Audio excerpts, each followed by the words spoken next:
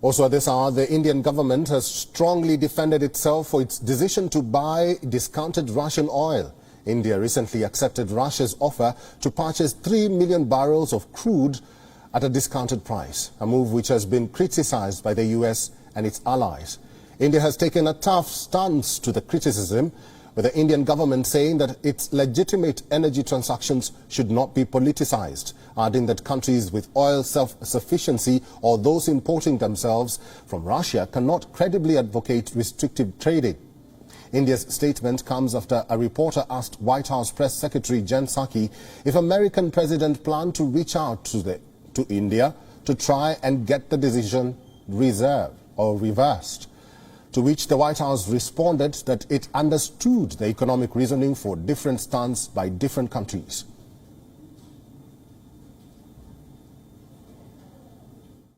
We have not, we made a decision about banning the Russian import of oil. Every country has not made that decision, and we recognize that, and they have different economic reasoning as to why different countries do, including some in Europe. We have been in touch, of course, with Indian leaders at a range of levels, not through the president.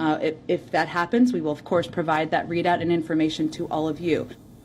In the aftermath of Russian invasion in Ukraine, US had announced that it would ban import of Russian oil, liquefied natural gas and coal. US has also emphasized that it would move away from dependency on Russian energy. As a result, Russia began offering its oil to many countries, including India, at discounted prices. The step is said to also help Moscow's economic prospects. Russian energy continues to be procured by various countries across the world, including many in Europe. India imports 85% of its crude oil requirement. India imports 5 million barrels of oil a day, mostly from the West Asia. 23% of oil comes from Iraq, 18% from Saudi Arabia, 11% from the United Arab Emirates. Russia contributes less than 1% to Indian crude oil demands. There is no government-to-government pact for any import plans.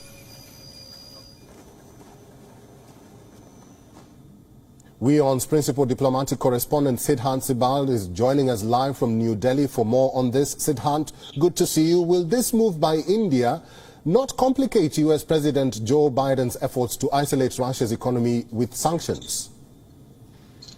Well, yes, largely what the West wants is that the major buyers like India do not go to Russia to buy oil. Now, that looks difficult given the fact that this is indeed an enticing offer from Moscow over a discounted oil, given the fact that India is always scouting for energy needs, for crude oil, and that too at a lower rate. Now, we know that India can't and is not importing oil from two countries, that's Venezuela and Iran. That is primarily because of the sanctions imposed on these two countries.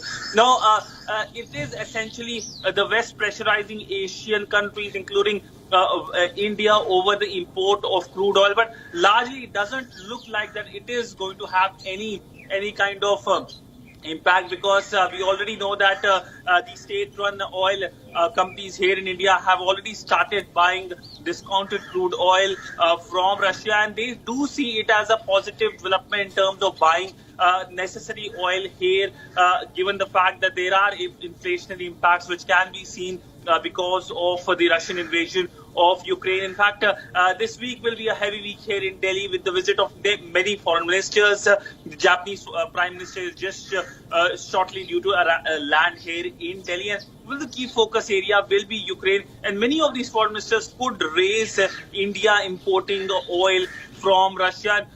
We do expect the similar answer. That is that India is free to buy oil or crude oil or energy needs at its own wishes and its own accords.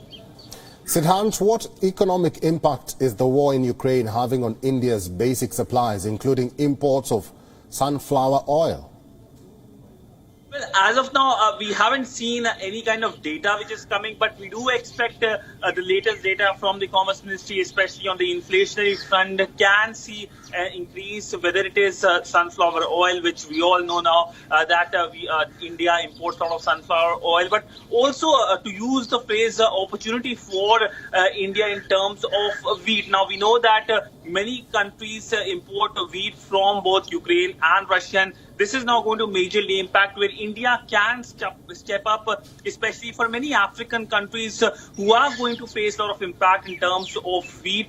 And of course, here in India, there is, of course, the negative news of commodities like sunflower oil becoming costly, but also in terms of crude, we know that as we were talking about, discounted crude from Russia can help ease that pressure. Finally, if the war continues and the supply chain remains disrupted, what effect and ramifications will that have on Indian consumers?